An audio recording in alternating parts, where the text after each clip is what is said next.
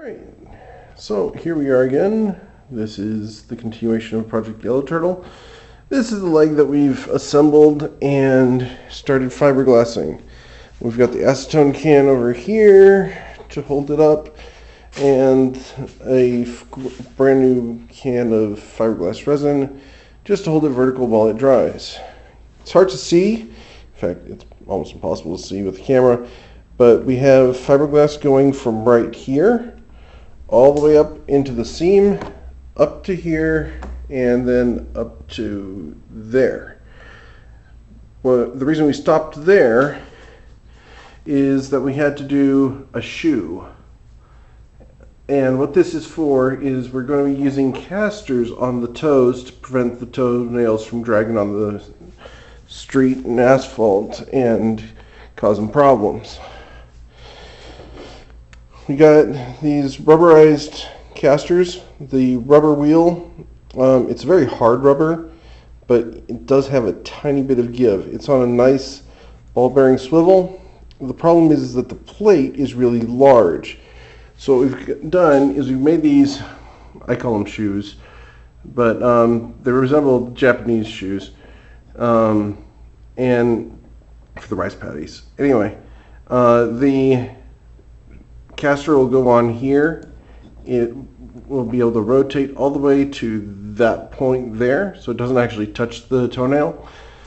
No matter which way the toenail is traveling, the caster will rotate to the appropriate direction and go from there. Our next step was we super glued this in place just so that it would stay, and then we took fiberglass strips and wrapped them around it and resin them in place. Those are now dry, so in about 30 minutes or so we're going to come out and we're going to fiberglass from here all the way up to here and then up around the back side of the toenail for at least a little bit. Point being to make this entire bottom structure be fiberglassed for strength. We're going to rely on the bottom and sides to hold the structure using the fiberglass, and the rest is we're going to rondo the surface on so that we just rely on that for decoration. Basically, the body of the leg is going to be entirely supported by the underside. The top is simply going to be decorative and as thin as we can possibly make it while making it lose these geometric shapes here. We don't want to have these angles because it's supposed to be round. So we're going to put a mixture of resin and Bondo on that and then sand that so that it looks correct. Once that's all done, we're going to take and run fiberglass around into this joint area here, and we're going to put a wood plate in here.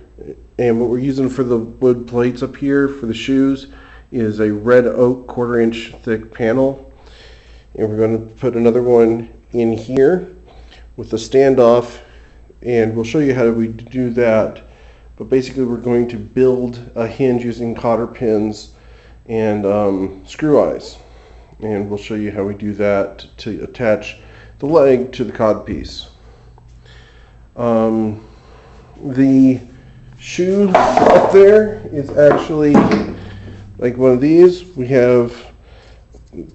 built the rest of them already, but it's 1/4 inch oak with a 1x3 piece of pine, 3 screws in it because we wanted to make sure that any pressure pushing on up or down on it would not bend it out of position. I've stood on this, it's not going anywhere, so we figured that these shoes will be perfectly fine for Cyber-Rack. Right now the leg weighs 5 ounces, and we figure we'll get it up to be right under 2 pounds once we get all the Bondo and resin on it. So that's where we're at with that.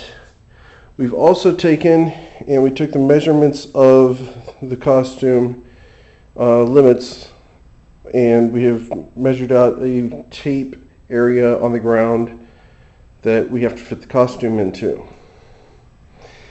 Now we can go inside here and what we've done with the butt end is we've actually cut the face of the butt off, and inside we're gluing this wood frame into the bottom, because we're going to, once it's fiberglassed and finished, we're going to take the Dremel, and from the outside we're going to cut this into an access door so that we can reach inside here and put the electronics, because the electronics go all the way up into there and all the way into the back, way back in there.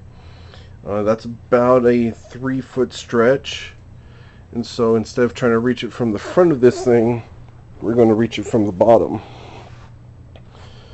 This is going to be fiberglassed onto the back end of the codpiece, and that should cause it to be one piece.